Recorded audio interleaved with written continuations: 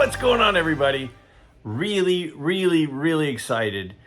I'm about to have a conversation with Ray from Philly. Now, in the YouTube community, there are a lot of great guys, but few are greater, nicer, kinder guys than Ray. Now, we've never spoken before. We've interacted via text, and I've watched his channel. He's a great guy. And he runs the Baseball Card Hall of Fame. And we all can vote in this. Now, I'm going to share the ballot with you in part of this video. I'm also going to talk about my picks and what I chose out of the different options on the ballot. And then I'm also going to talk about some cards that I recommend, or I'm going to recommend to Ray for future consideration to make the ballot to potentially be voted on for Hall of Fame induction. Now, anybody can vote on this. So in the description down below, I'm going to have a link to the ballot. It takes very little time to click on your choices. You get to pick on 10, and you can submit your ballot and you can participate. It doesn't matter if you've got a channel, if you don't have a channel. If you're watching this video, you can vote. Now, I really want to help make an impact on this. I want Ray to see how much the midlife community is involved in participation and not just watching in cards. I want him to see a spike in the ballots, in the votes, because this video posted today. So today or tomorrow morning, I really hope that you'll go down to the description, click on the link, and cast your own ballot. Now, first, I want to go through with Ray the cards that are currently in the Baseball Card Hall of Fame, the cards that are on this year's ballot, the 10 cards that I'm voting for, and then some of my suggestions to possibly make the ballot next year. And then I hope you vote. Super excited to talk to Ray. Let's go ahead and do that now. All right. So as I was just saying, I'm really excited for this one. Now, this YouTube adventure has taken me to meet all sorts of new people, one of which is on the screen with me here, Ray from Philly. Now, I've been watching you for a while, Ray, and I've seen a lot of your videos. You've been around, you've been around for a minute. And I just felt like, first of all, we've never talked. So what a great opportunity, great reason for us to kind of get together. But then also, I'm a really strong believer in what you're doing with this. And I really want to do my part to try to get people to create awareness and participate in the Baseball Card Hall of Fame. So first off, welcome. Thank you. And so there are a fair amount of my viewers, I'm sure, maybe aren't familiar with you. So if you could briefly just kind of tell us about your channel, tell us about your background, tell us about how this whole thing started. Well, my name of my channel is Ray from Philly. I started the channel in 2015, so I've been on 9 years.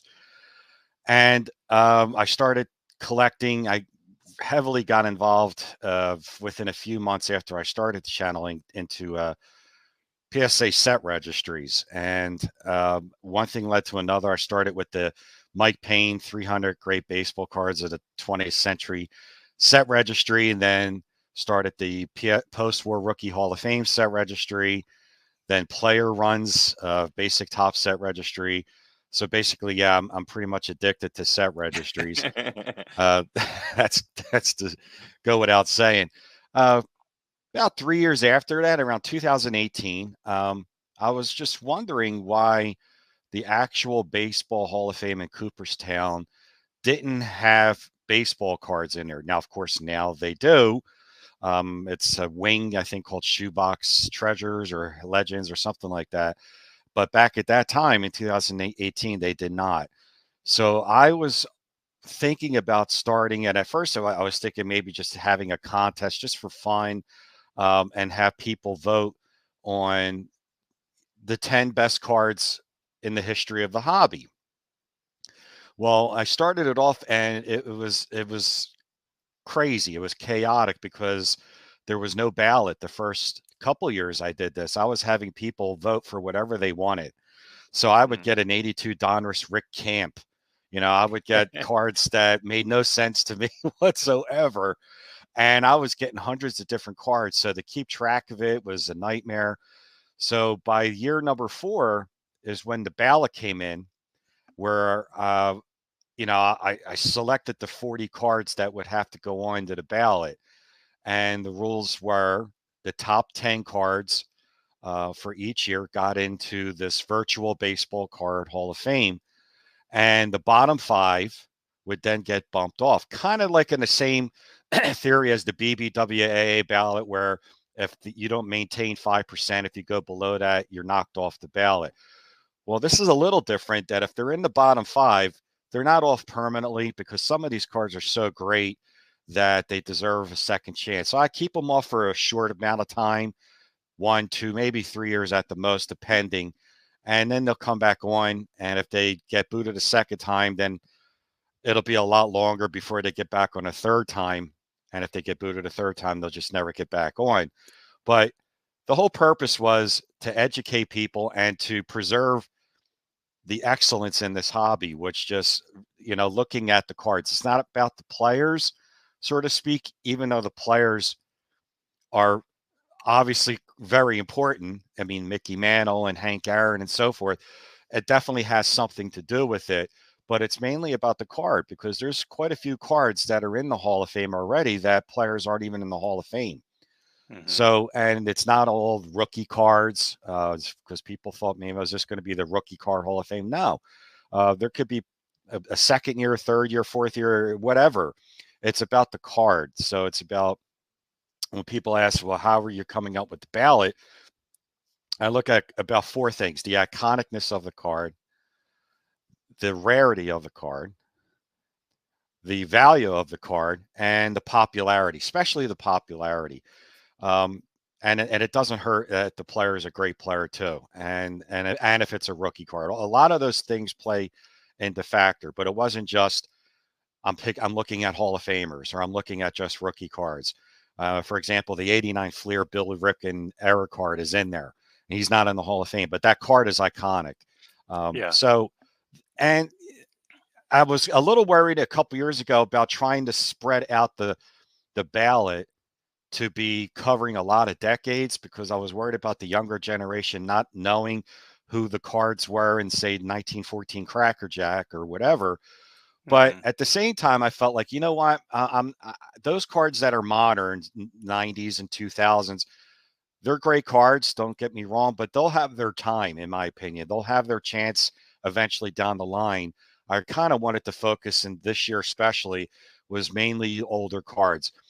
I mean, for example, the 1914 Cracker Jack, I wasn't born during that time. That's way before my time. Not that much before, but it is before.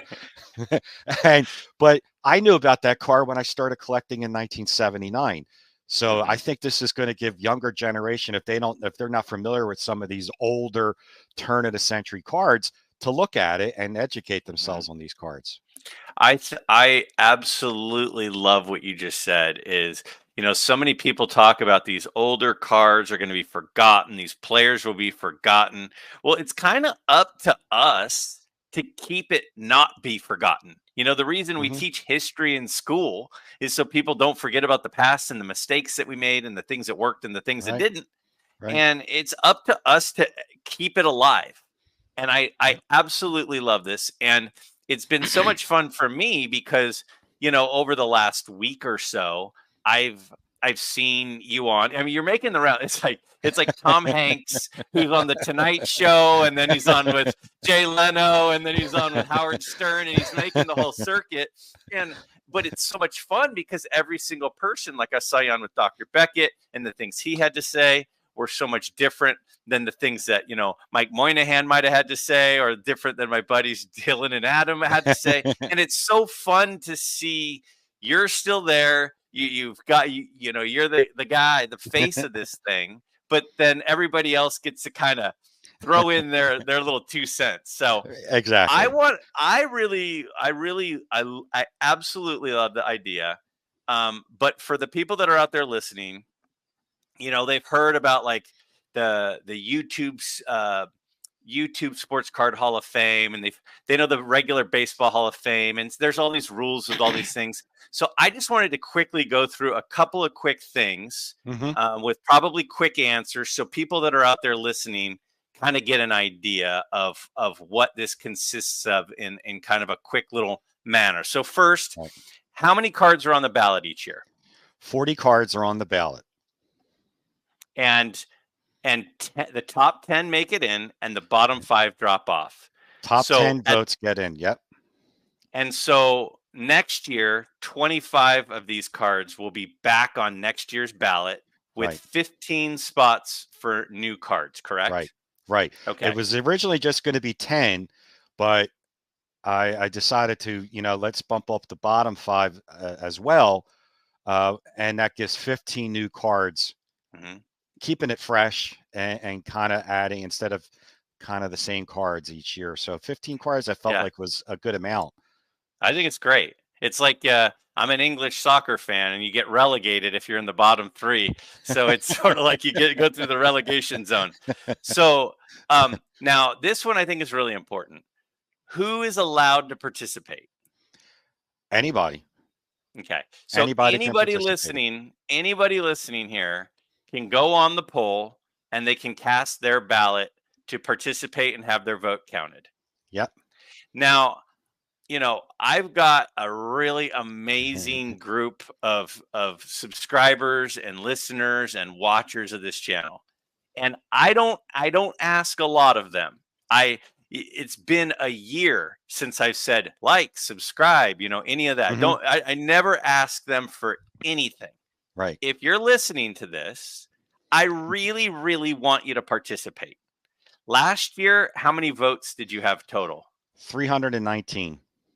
Okay, we had 319 total votes cast last year. I have no doubt in my mind that if just the people hearing my voice right now cast a ballot, it would make this go way, way, way bigger than that. So if you're listening, I really am asking you. I don't ask a lot. I really want you to participate, because this whole hobby is so much more fun when we do it together than when we do it by ourselves. And this is a way for us all to do it together. So in the description of this video, I'm going to, and it's also going to be in the description of my video on Monday that's going to post, I'm going to have a link to the ballot. Now, Ray, how easy is the ballot? Explain to people how easy this is. I mean, the picture of the cards there, and there's a box that you would check it. and that's it. You get your 10, and then you hit submit. And you hit submit. Now, I try and explain to people and tell people, and a lot of people, and this is funny, this is very funny, that people are looking at it and they're picking their 10 before they look at the whole ballot. And they're laughing, and they're saying, man, I've already picked 7 cards and I'm only on the 18th card. There's still 22 cards left. So what I would suggest is look through it top to bottom a couple of times, or if you want, pick your 10, and then before you hit submit, you go back and you're like, man, you know what? This card's really great, and so just look through it first, because there's so many great cards in the 40 card ballot. And what we're going to do in a minute is I'm going to share with everybody listening or watching the 10 that I picked. So we're going to look at all the cards on the ballot, and then I'm going to share the ones that I chose. And I will tell you that after looking it over 3 or 4 times, I did make a change. So I'm going to share the change. And the other thing I'm going to do when I share my ballot is I'm not just going to show my 10 and talk about my 10. I'm going to do them in order. What was the easiest choice to what was my 10th easiest choice, which was a hard choice. So I just thought that would be an interesting twist. Now, how many cards are currently on the ballot? Or I'm sorry, in the Hall of Fame? 61. Yeah. Now it's the 7th year, and people are like, well, shouldn't it be 60? There was one year where there was a tie. Okay, that was that was my next question on my list is why is it 61? I assumed it was a tie. There was a So tie. what I'm going to do here is I'm hoping that this is an episode where if people are usually people who stream and listen, I hope that after you listen you'll go back and watch because we're looking at cards here and the first thing we're going to do is we're going to look at what is currently on the ballot. And so I'm sorry, in the Hall of Fame. I keep saying that. So I am going to pull up on my screen right now. These are the cards that are currently already in, okay? And they're in chronological order, and they're in chronological order from the earliest card to the most recent card. And I think that you said something earlier that's interesting too, which is it's not necessarily about how good the player was, but how important the card is. I Right. think that that's an important thing to think about. Now, obviously, like you mentioned, if it's a good player, that's obviously going to benefit. Doesn't hurt, right? Yeah, exactly. So we have the 1888 Goodwin Champions King Kelly card, which is a gorgeous card. Love that set. Yep. We've got the T205 Christy Mathewson, which is one of the most iconic tobacco cards, really. It's sort of like the symbolic card from that particular set. It's a gorgeous beautiful card. Yep. Then Beautiful we've got a T206 Honus Wagner. We all know the Honus Wagner. And then we've got the T206 Redback Portrait Ty Cobb. And then I also have on the screen when they were elected. Inducted, yeah. Yeah, inducted. So the King Kelly was 2023. The Christy Mathewson was 2022. The Honus Wagner's the inaugural ballot. And then the second year was the Ty Cobb. So let's take a look now at the next screen. So the next screen, we've got the T206 Eddie Plank, obviously one of the, super rare, one of the 4 super tough cards in that set, and a great player in his own right. That was interesting to me that one was inducted, or that one was, how do I say it? Inducted, elected? No, what inducted, is it? yeah. Inducted. Either, yeah. Okay. So it was inducted last year, which is interesting. Then we have the 1914 Cracker Jack Ty Cobb, and then the 1915 Cracker Jack Joe Jackson. Yep. The Ty Cobb was 2022, and the Joe Jackson was 2020. Right. Then we have the M101 Babe Ruth rookie card was elected in 2021. Right. So I mean, all of these cards are cards where a lot of people close their eyes and they can see it without, they can just, oh yeah, I know that card. Exactly. Yeah. And that's part of it, I think, is Yeah. for me when I'm voting, what are those types of cards? Yeah. So we got the 1933 DeLong Lou Gehrig. That's the one that Mike Moynihan's been talking about for 2 years, and now he has one, right? So that got in last year. We got the 1933 Gowdy Lou Gehrig. Now there are 2. I noticed on this one there are 2 Lou Gehrigs with different numbers, but it's the same image essentially. Yeah. So we just kind of went generic with that. And that was 2019. And then obviously the super duper rare 33 Gowdy Nap Lajoie. I remember as a kid, like the school book fair, I bought some little packet of baseball cards that had all those reprint cards that a lot of us had. Yeah. And I remember that being one of the ones that I remember most from it. Then the 33 Gowdy number 144 Babe Ruth. So if you're listening, that's the Babe Ruth from the Gowdy set. That's his full pose. From That's my favorite Ruth. Yeah, that's an outstanding card. And then that one was an inaugural ballot. The Nap Lajoie was 2021. Right. So we'll keep going through these. So we got 1934. We've got the Gowdy Lou Gehrig with the yellow background, and that was 2022. Right. Last year we've got the 38 Gowdy Joe DiMaggio, the heads up card, the kind of cartoon card if you're trying to imagine it at home listening. That was in 2023. Then we got the 39 play ball Joe DiMaggio in 2020. And then the Ted Williams rookie card, 1939 play ball in 2020. Right. Am I missing it? I don't think I'm missing it. I went through the list a couple of times. I'm following where I have my spreadsheet up. Oh, perfect. So then we got the 48 Bowman Stan Musial rookie card. I absolutely, his hat and youth in that photo make that such an amazing, amazing card to me. Yep. One of my 3 grails is the 48 Bowman Yogi Berra rookie card. That was elected last year. Mm-hmm. Then an inaugural was the 49 Leaf Jackie Robinson. And then in 2019 is the 49 Leaf Satchel Paige. Yep. I heard Dave Blue Jacket the other day on his channel, and he said he thinks that the 49 Leaf Satchel Paige and the 52 Mantle Tops are the 2 most important post-war cards. And I don't think I can disagree with him.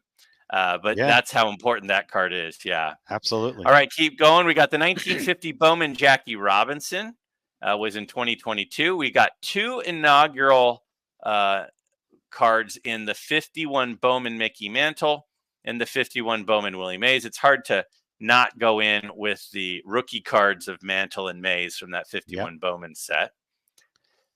And then we got the 52 Mantle, 52 Tops Mantle. That was an inaugural choice. And then the 52 Tops Willie Mays was in 2021. The brutally tough Eddie Matthews, high number from the 52 Top set, last card in the set, and rookie card for Eddie Matthews got in 2022.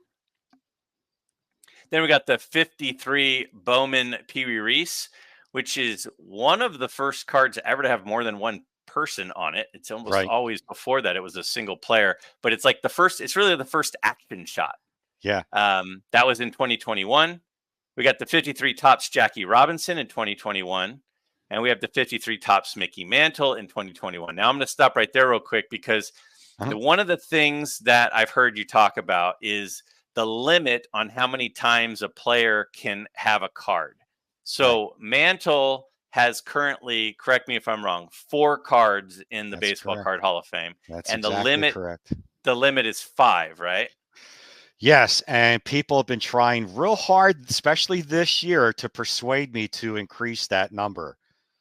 And I'm trying to have them give me a reason why, and and they're giving me very good reasons. They're saying for people like Mantle and Aaron and Mays, they just have so many that deserve to be in there. Not all of them, but they have more. So I'm contemplating next year. I have to still talk to everyone out there and see if they still think that maybe it should be increased. To what number? I don't know. Maybe 8. I don't know. But yeah, it's been 5 since the beginning because I didn't want it to be 18 Mantles and stuff like that. But if the card's an iconic card, this is the argument I'm hearing, and it's a great card, and it's a popular card, and it's a valuable card, it deserves to be in. So they're all valid. The validity in asking me to increase it is definitely there. Now, let me ask you another question, because one of the things we're going to talk about in a few minutes here is we're going to talk about how to recommend a card for a future ballot. Right. And in order to do that, people kind of need to reach out to you. So if somebody wanted to make the argument to you on why they think 5 as a limit is not high enough, or if they wanted to recommend a card, what would be the best way to communicate that to you? Right now on the video that's on either Ray from Philly or the Sports Card Hall of Fame Network YouTube channel, on the video, they can post a comment right now and make suggestions. That's going to change because a website is in the works for next year where it's going to be definitely a full blown out virtual Hall of Fame. And there's going to be contact buttons in there for suggestions for future ballots. So it's moving forward. Awesome. All right, let's keep going. Then we've got the 53 Top Satchel Paige, the 54 Bowman Ted Williams, the 54 Tops Ernie Banks, which is everybody knows is my favorite card. So the Satchel and the Banks are from 2020. And then the 54 Bowman Ted Williams got in 2022. We got the 54 Topps Hank Aaron rookie card. That was an inaugural ballot. We got the 54 Topps Alkaline rookie in 2023. And then the 55 Topps Roberto Clemente rookie in 2019. And then we've got the Sandy Koufax rookie card from the 55 Topps set in 2020. The 56 Topps Mickey Mantle in 2021. And then the 57 Topps Frank Robinson in 2020.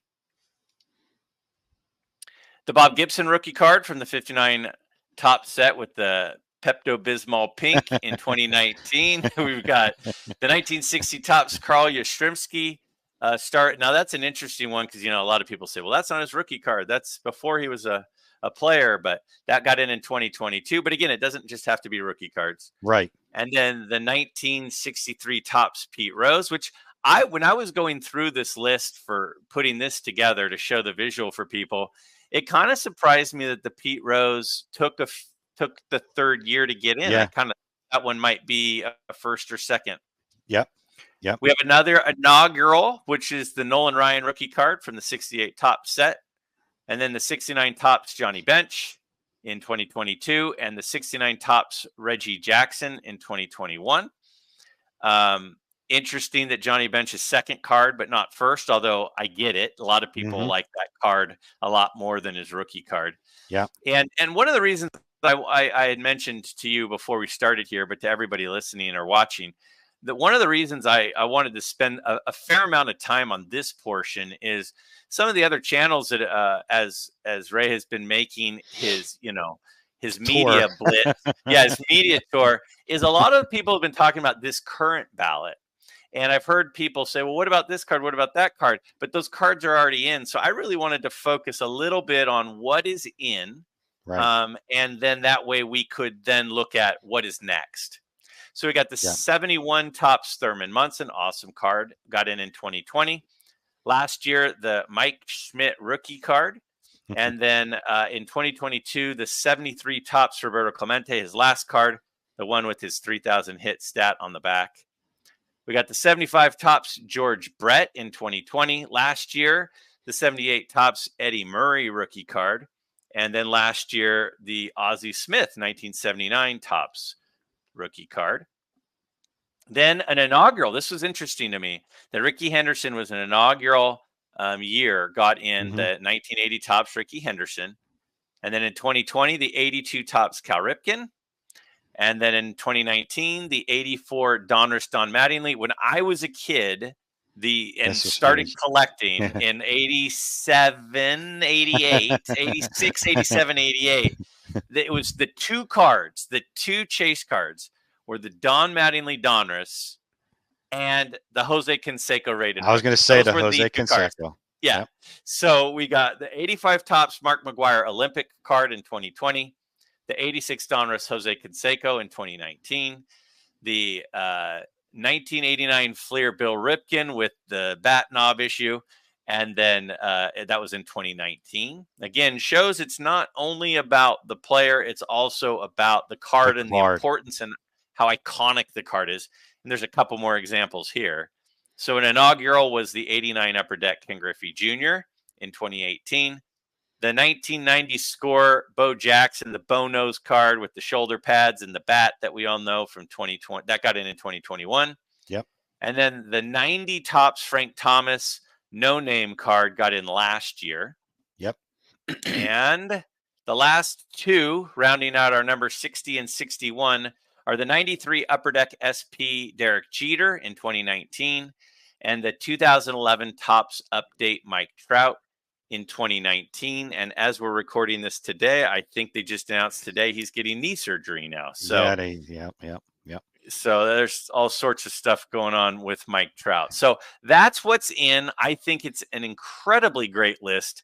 And whenever you have any sort of list, I think that the list is only as good as the list is. Right. And when you look at what is in, you go, you're doing something right in putting this together, because it's hard to find any fault with any of those cards. It's like, it's a really, really good list. Right. It's a really good list. And like I said, when I started the ballot process in 21, Yeah, I had to do the 40 cards, but since then, with the 15 new cards being added in each year, that's straight from the people.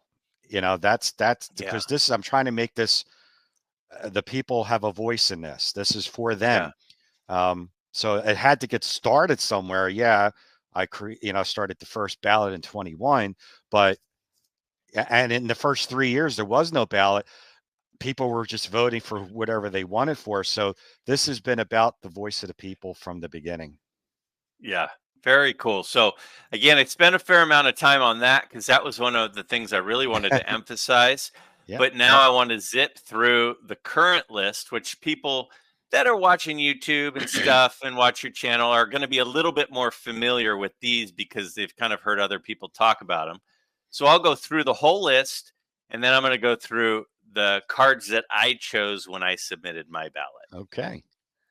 All right, so this year's ballot has the 1887 Old Judge Kid Nichols. Now, it seems like an Old Judge card certainly would be needed to make this the whole thing complete. And eventually, there will clearly be an Old Judge card, but it's definitely something that seems like it's kind of missing a little bit at the moment. Right. We got the T206 Walter Johnson portrait. We got the 1909 Philadelphia Caramel Honus Wagner, the E95. And we have the 1909 Ramley Walter Johnson. Now, I'm trying really hard not to tip my hand yet, but I will say that these are four really good choices. And there were two on the screen that got very strong consideration on my ballot. But again, like you said, I think it's a really good idea to see all of them before you vote. Yes. So now we've got the T206. The T206 Cy Young with the glove shows. Now that Cy Young has 4 cards in the T206 set. This is the one where he's kind of facing the camera. Not the camera, but he's facing the artist, I guess it would be. But it's not the portrait. It's kind of an action-ish shot. Right. Then we've got the T206 Tris Speaker, the Sherry McGee, which is really like the first main real error card. We're making it fairly important, especially since in the 80s and 90s, error cards kind of were a thing. Right. And then the 1914 Cracker Jack Christy Mathewson. And I'll tell you that one of these 4 made my list. Next, we've got the 25 Exhibit Lou Gehrig, which a lot of people would consider this Lou Gehrig's rookie card. There's a lot of mixed opinion on what an exhibit card is and whether it meets the criteria. So that, that makes things interesting. And then we got the 32 US Caramel, which is such a cool set. Rogers Hornsby. We got the 33 Gowdy Jimmy Fox and the 33 Gowdy Dizzy Dean. So we've got some big time rookie cards on the screen here. Yep. Go ahead. Yeah. I was going to say that Jimmy Fox, he has 2 cards from 33 Gowdy, but just like with Lou Gehrig with his 33 Gowdy, it's going to be just the main picture of the card. Well, and it's funny because, in the 33 Gowdy, there are a lot of guys with 2 cards. And to me, in all of them, there's one that I heavily prefer. Like, I heavily prefer the Mel Ott with the green background over the other one. I heavily prefer the Rogers Hornsby where he's fielding over the one where he's on the step of the dugout. On the steps of the manager, right? Yeah. So it's like, so then we got the 34 Gowdy Hank Greenberg rookie. We got the 41 play ball Ted Williams. So this is Ted Williams' 3rd. It's very similar to the 1940 play ball, but it's got the color. Right. We got the 49 Bowman Satchel Paige. Now, the interesting thing about the Satchel Paige is Satchel Paige really has 3 playing days cards, and the other 2 are already in, correct? Correct. So then we've got the Roy Campanella, 49 Bowman Roy Campanella. Now, I was talking to a friend right before we came on, and he said, "You're voting for this one, right?" And I was like, "Nope, didn't make my list." And he goes, "And you're voting for the Campanella, right?" spoiler alert, I didn't vote for the Campanella. So just because I think something doesn't mean it's right. So a lot of people disagree with me. All right. Now the 49 Warren, Leaf Warren Spawn, I just got one of these. So you guys know how much I love the card. It's a phenomenal card. It's not technically his rookie card. He's got a couple of actually cards. He's got a bread card, and then he's got his 48 Bowman. But it's sort of his most sought after by the average Warren Spawn collector. Yep. Then we have the 1950 Toliteris Josh Gibson, which is an interesting card. Talk a little bit about that card and why that card is included and why some might find it controversial or whatever. What's your thought on that? Josh Gibson, I had to have something in there for Josh Gibson. Josh Gibson's the greatest player to never play in the major leagues. He doesn't have any playing cards. Satchel Paige does, Jackie Robinson, Monty Irvin, Larry Doby. All of the greats did end up playing in the major leagues and do have a card. Josh Gibson did not, and he is without a doubt the greatest non-MLB player ever. This card, the Toliteros, is the closest card to his playing days. He passed away in 1947, and this is the closest one. Now, the history on this card, of course, it's a card made in Mexico, and it's very rare. I mean, it is incredibly expensive. I don't even see these cards in big shows. It doesn't come up very often. I don't think I've ever seen one in person. A lot of people have said they didn't even know about the card. So again, educating people about players who they should be educated on, like Josh Gibson. And hopefully there's going to be more of Negro League players that didn't play in the major leagues on the ballot. I'm hoping people suggest that. You know, this was something that I put on when I first started the ballot 3 years ago, but Josh Gibson has to be recognized. And this is the closest card to his playing days. Yeah, I think you said it really well. The 52 Tops Andy Pafko, which some of you who may not be as intense collectors are going, well, who, why, what? So this is famously the first card in the 52 Tops set. So all those rubber bands around all those stacks of cards that were in order, it's really hard to find a high grade of the Andy Pafko. Now, literally, my friend who called me, he literally called me like 2 minutes before you popped on.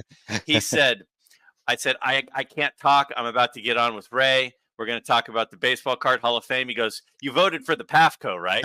That was what he said. And I said, well, I don't know. And he goes, I'm voting for the Pafko. You better encourage people to vote for the Pafko. So I told him I would give the Pafko a shout out. So there you go. See, isn't this fun? I mean, I'm telling you, when the ballot's over, and I'm telling you, as soon as it's over, I'm getting people calling me and emailing me, says, I want this. Can you put this on the ballot? Why didn't you put this on the ballot? It's so much fun. And it's like, it's all friendly too. It's all like, oh, of course. It's like barroom discussion. The amount of work that you put in for this, for the community, is so cool. I mean, it's really, really cool that you came up with this. I know you had some people helping you for a while, and now you're kind of shouldering the entire burden.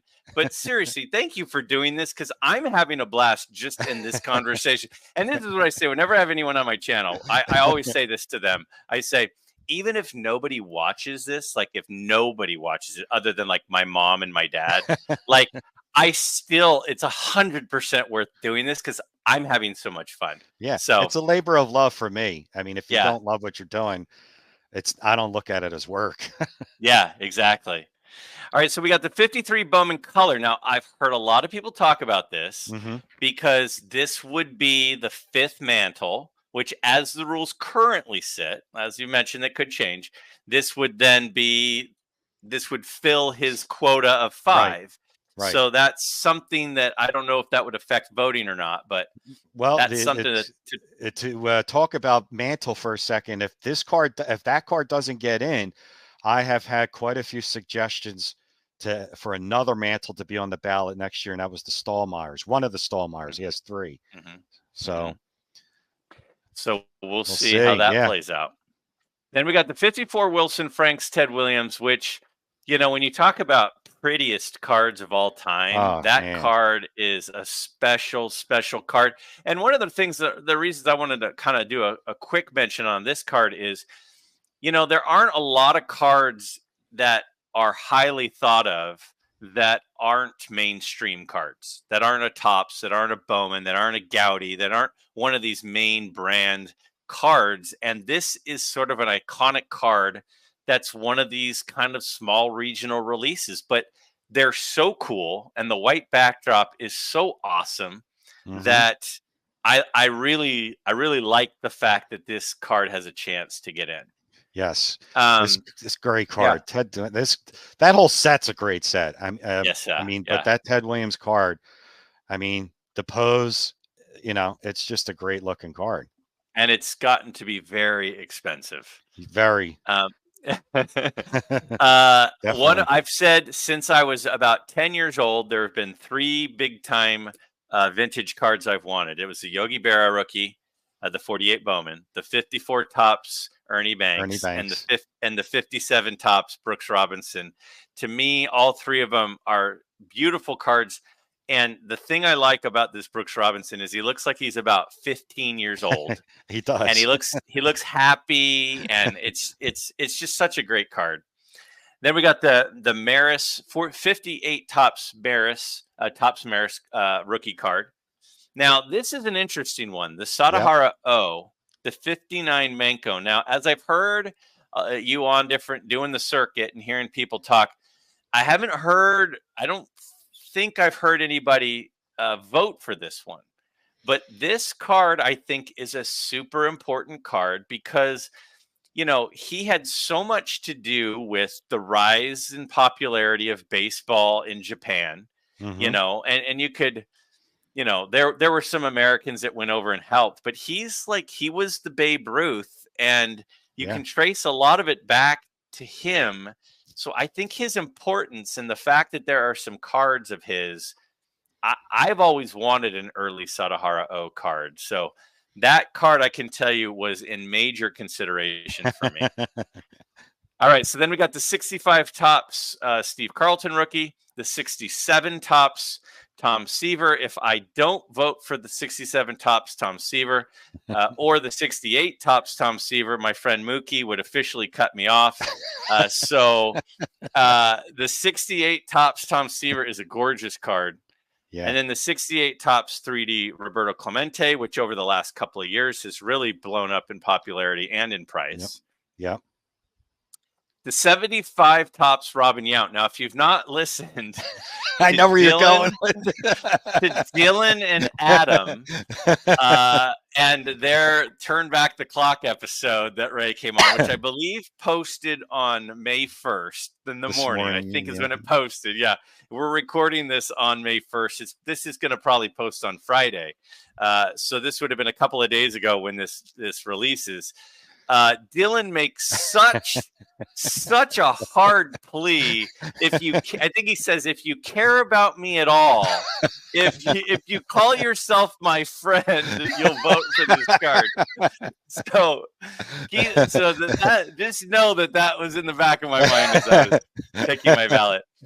So then a minor league card, the 1980 Charlotte O's orange Cal Ripken. Now, this is a super rare card. There's an orange and there is a blue It's a blue, of right? his minor league cards, and they're very, very expensive. Yes. And it's one of the most famous minor league cards. The Yeah. 83 O-Pee-Chee Tony Gwynn, and I've heard you on some other channels talk about why you went with the O-Pee-Chee. So I'll steer you to Turn Back the Clock episode where you talk about that to anybody out there. My Grail card as a child was the 84 Fleer Update Roger Clemens. Mhm. So, I have this card. I got this card when I was in about 3rd or 4th grade, and Yeah. it made my summer when I got it. So I'm obviously a big fan on it, but we'll see if I voted for it here in a second. We got the 86 Topps traded Tiffany Barry Bonds, which has gotten to be a fairly pricey card, even though he's, not in the Hall of Fame.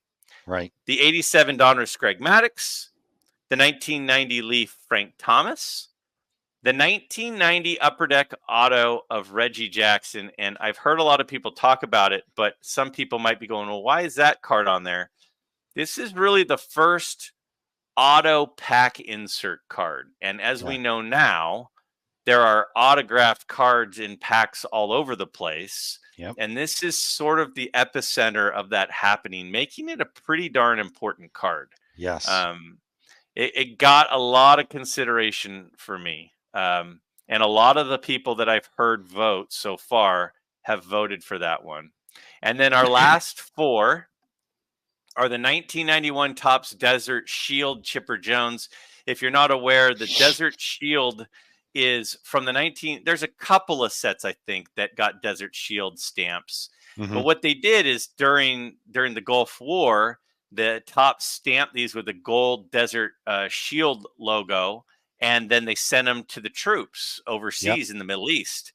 And whether they were backdoored or whether they made their way back or whatever, there are some in circulation, and they're pretty rare and they're pretty expensive. And this is from that era, sort of like the card was the Chipper Jones. So it's a pretty big card. Yes, definitely. Then we got the 91 Upper Deck Michael Jordan. We got the 1992 Bowman Mariano Rivera. Everybody knows that card as he just got off the golf course. And then we've got the 2001 Topps Chrome traded, the rookie card that has Ichiro and Albert Pujols both on it. Love that card. It's a great card. I love that card. And as I've heard you say a couple of times, in 3 or 4 years when they're both in the Hall of Fame, it's going to be huge. It's a huge card. Yeah, it's a huge card. And they're both really likable guys too. Yeah.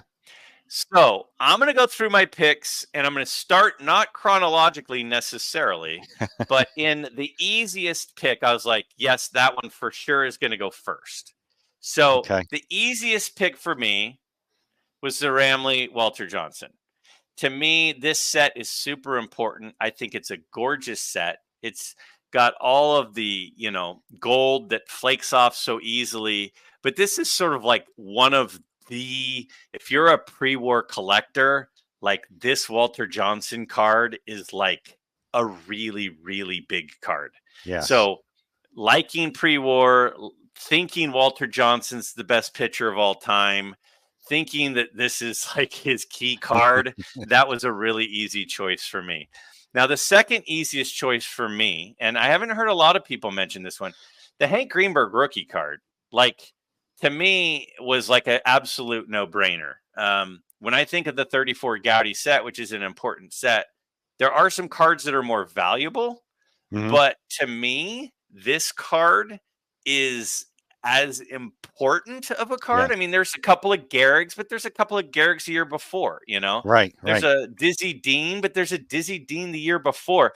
A Lefty Grove, So to me, this is a really important card from a really important set of a really important player. So that was a pretty easy pick for me. And then, Tris Speaker, I heard Dr. Beckett talk about, well, there's a lot of T206s in there already. And I totally respect that. But there should be a lot of T206s in there because there's a lot of really important cards in the T206 set. Yeah.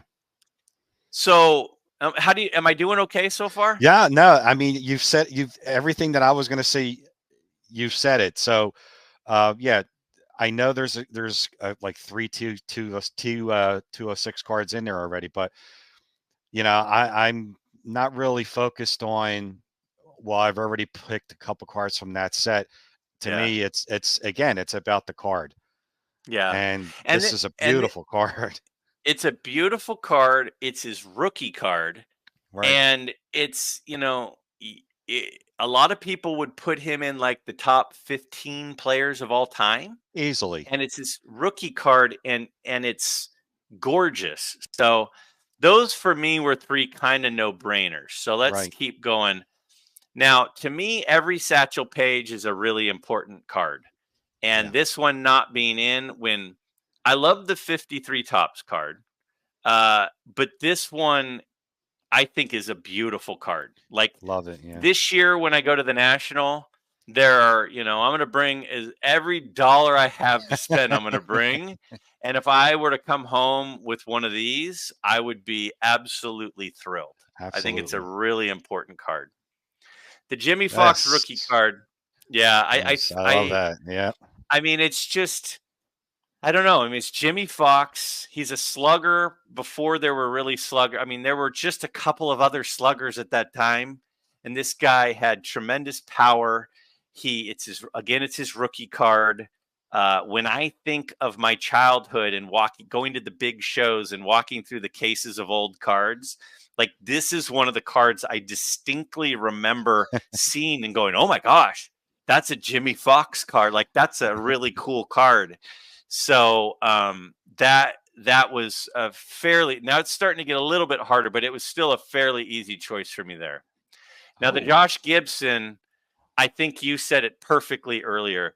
Josh Gibson has to be represented in anything baseball related in any way that we can.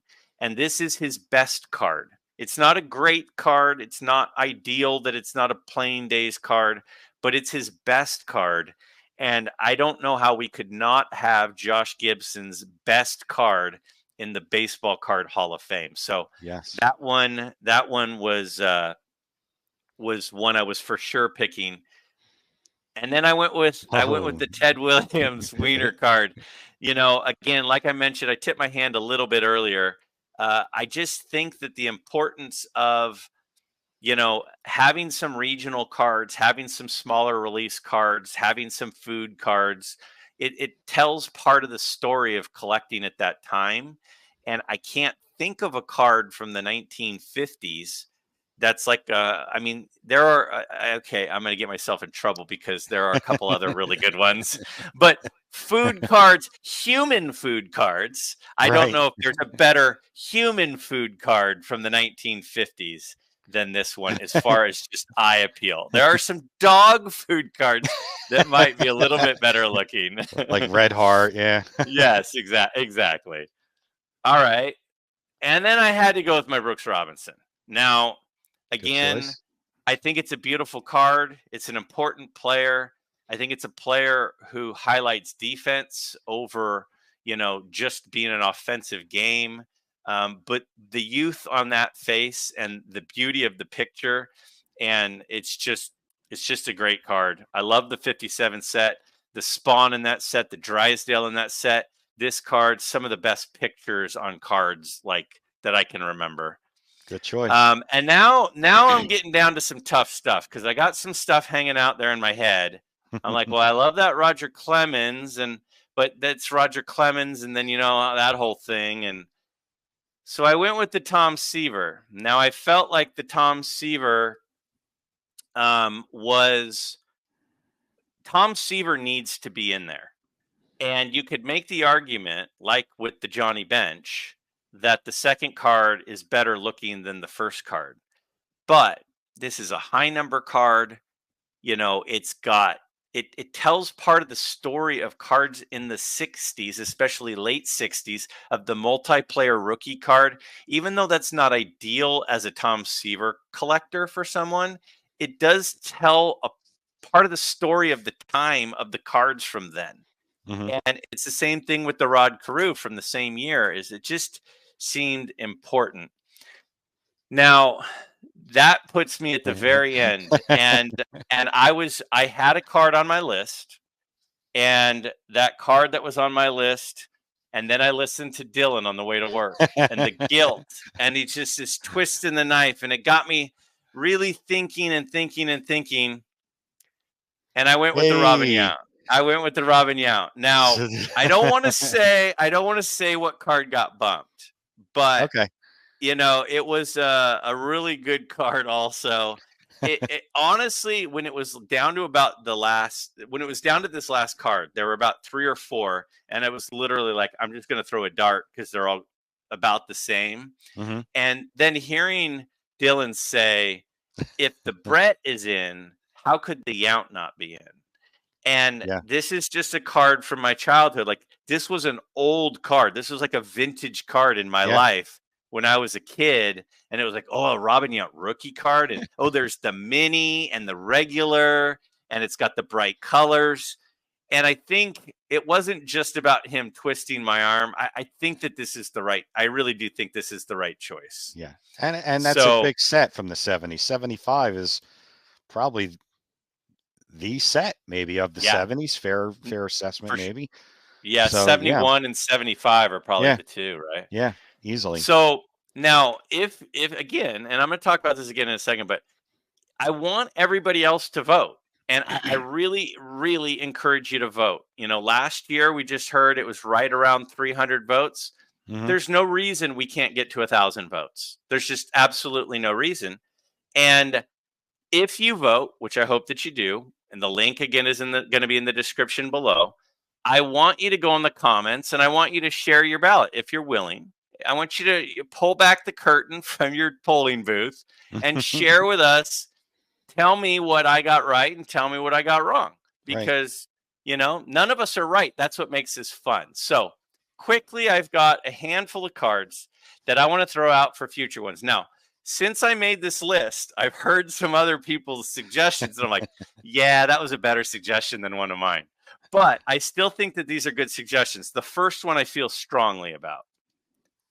The 52 Topps Jackie Robinson. Now, every Jackie Robinson card is an important Jackie Robinson card. This card has absolutely skyrocketed in value over the last few years, and I think deservedly so. It's arguably the best picture of any of his cards. It's the iconic set. I know there's a couple 52 Topses in there already. There's 3. I know. No, there's 4. There's already 4 52 Tops in there with the Pafco, right? So Yeah. Matthews, Mays, Mantle, and Pafco. So Well, there's 4 Pafka's on the 52. ballot. He's on the ballot, but he's not in. Oh, yes. Correct. So there's 3 that are in. Right. Right. So this is yeah, the Pafco. Sorry, bud, I didn't vote for the Pafco. I really think this card would get in if it made the ballot. I believe that. Now, I'm a fan. This one, I'm going to get people cross-eyed at me. To me, the most beautiful set of all time is the N28 set, the 1887 Allen and Ginter N28 set, and I feel like, sort of like with the old Judge, I feel like it should have representation, and eventually I know it will. I think eventually this set should have some representation. The fact that we would have a baseball card Hall of Fame without an Allen and Ginter card. Oh, I get, yeah, it's like that just seems like one of them. So I thought this one, just to kind of put it on people's radar. Now, to me, the best Cy Young card is probably the Portrait T206. So I would have voted for the Portrait T206, either of them, on this year's ballot. My least favorite Cy Young T206 is the one that was on this year's ballot.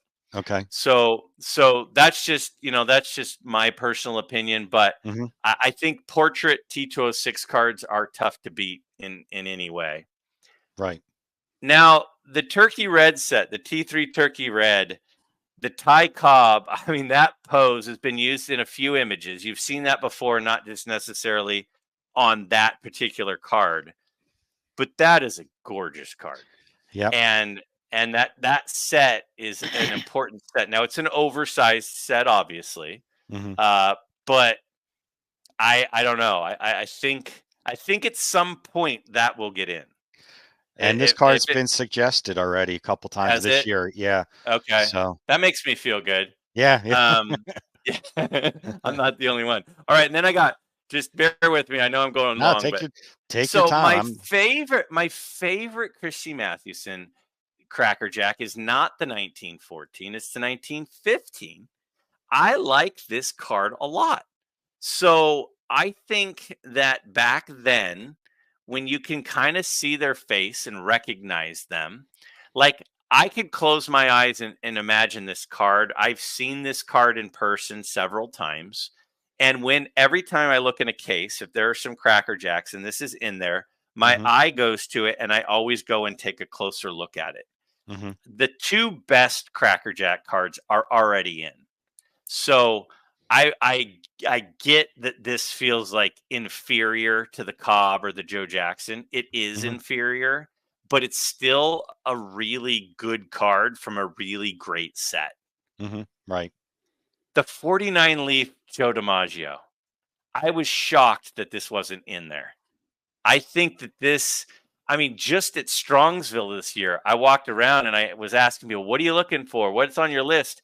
And so many people, including myself, I had 10 cards I went in there with comped. I'm like, hey, Chris from Missouri, what did you pick up? He goes, well, I picked up a 49 leaf Joe DiMaggio. I'm like, dang it.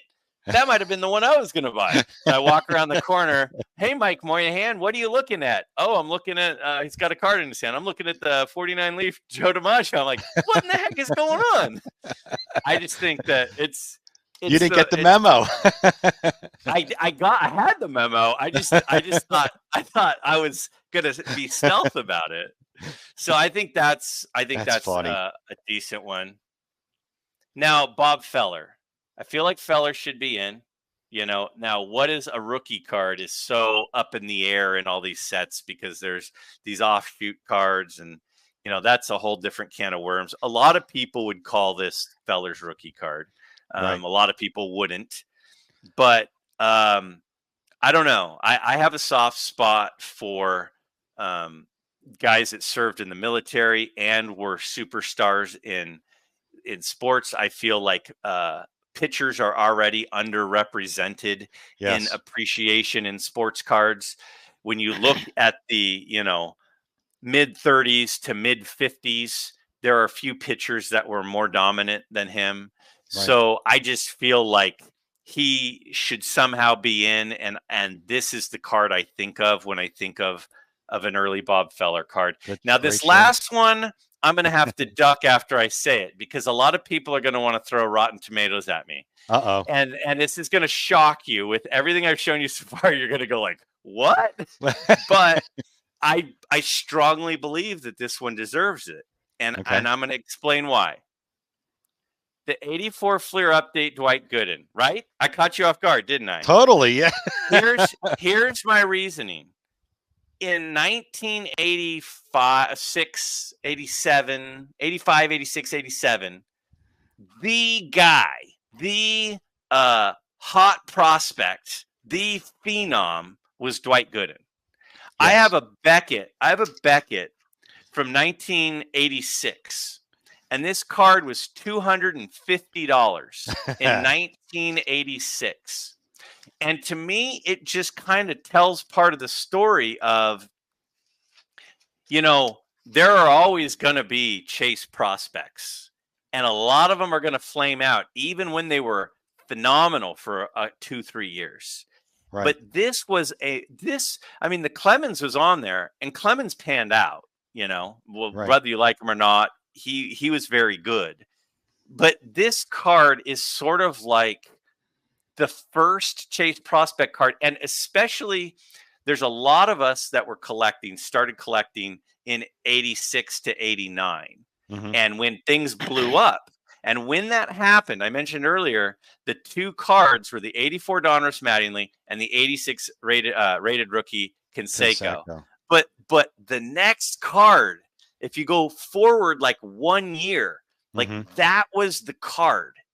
And I think that that's an important card. It's also an important card because that card made all of those update sets, the important sets that people were trying to get late in the year, and they were hard to come by, and they were sealed, and some of them didn't have a sticker on them, so was it still really sealed? And that was a card that I think made the update sets, which at the time were a thing. That card made them a thing. It started the trend of people looking at the XRCs. Yes, and looking exactly. At the trade, yeah. It did. And so, do I think that card will ever get in? No. Do I think you'll put it on the ballot? No. But I think that people have to acknowledge that there are some cards like, even the 89 Upper Deck Dale Murphy reverse negative card. Mm-hmm. or the Bill Ripken card. Some of those cards that like you don't think of as like that big a deal. Mm-hmm. This card changed things for a few years in collecting Mm-hmm. because of what it did with, like you just said, the XRC and the update sets. Mm-hmm. So that's my pitch. That's my ballot. Um, what do you think? Am I think you did a great job. I mean, the I? I love the presentation of the suggestions, and I can't thank you enough, by the way. Of course. And you know, you make good points on a lot of these, especially the 49 leaf Joe DiMaggio has Yeah. really got me looking at that. Um, yeah, I mean, and someone had I, already made a suggestion on Dwight Gooden, but it wasn't this one. is it the 85 tops? No, it was a 92 something. I have to ask the person again what exactly Oh. 92 Dwight Gooden.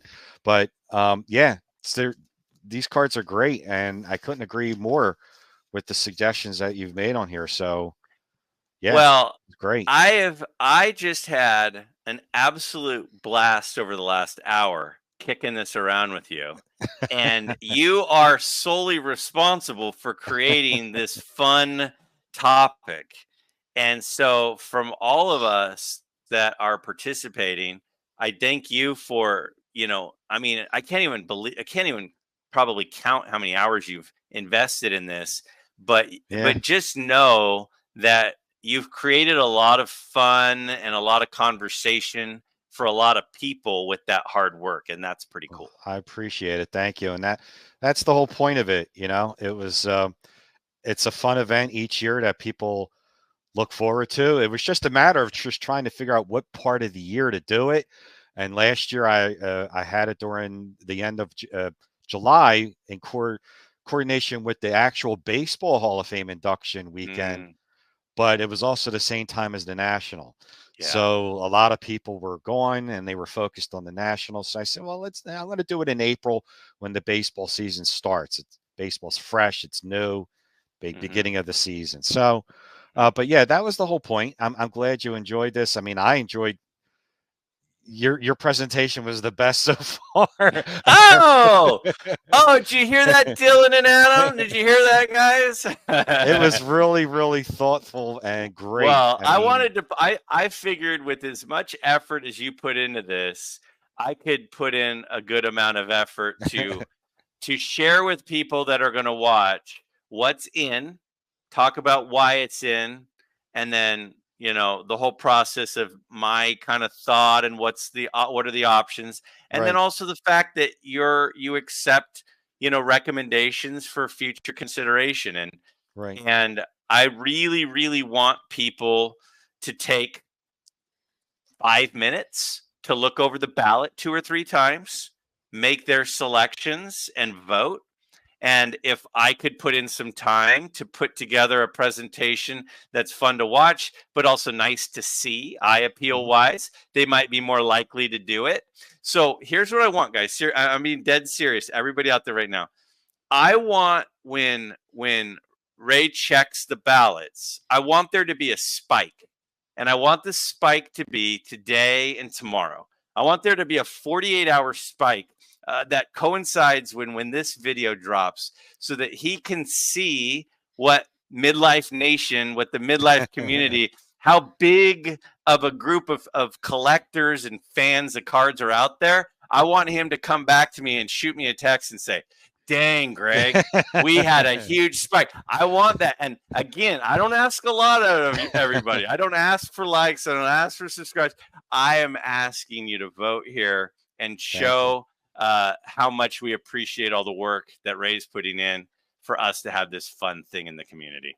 I, I I really appreciate it, and Yeah. thank you so much. And I would tell people to, I know a lot of people are just clicking on the ballot and submitting a vote, but I actually think if people like this and they want to see it grow, uh, do a video on their selections. I know Mm-hmm. some people have done it already.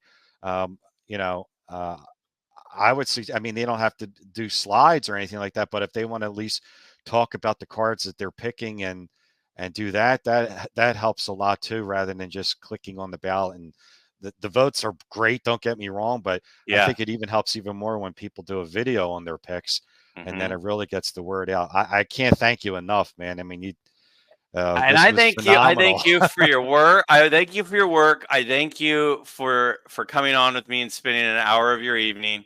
I know I'm a long-winded guy. I know my videos are long, but that's just what you get with me, It doesn't unfortunately. feel, it really don't feel like an hour, especially when I'm Uh, talking about cards and this. yeah.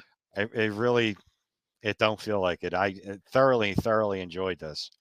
Let me throw out a couple more things too if you're out there listening right now. Again, if you don't have a channel to make a video, in the comments share your picks because it might incite um, somebody else to respond and potentially want to vote to give their opinion. And then the other thing is it's not that hard to take the link that I have down in the description, copy it, and Hmm. just text it out to some friends. Yeah, Text the link to some friends. Say, hey, check this out. Do this poll. Pick 10 cards that you think are the best 10 on the list, and then text me back and tell me what it is, and you can have your own little friend group text string kind of disagreement about what the right picks are. But it's not hard. Just literally hold it down, copy it, paste it out, text it out to some friends, email it to some friends, get this out there, because I think that this has big potential to be a really cool thing. hmm, And it's only going to be cool if as many people that know about it. So exactly. help us spread it exponentially. All Yes, right. definitely. Ray, thank you again, seriously, for your time, all your work on this. I had so Thank you. much fun. And Glad you had guys, fun. I look forward to the comments below and seeing what everybody see how everybody's picks are almost as good as mine. See Thank you you. guys. Thank Yeah. you.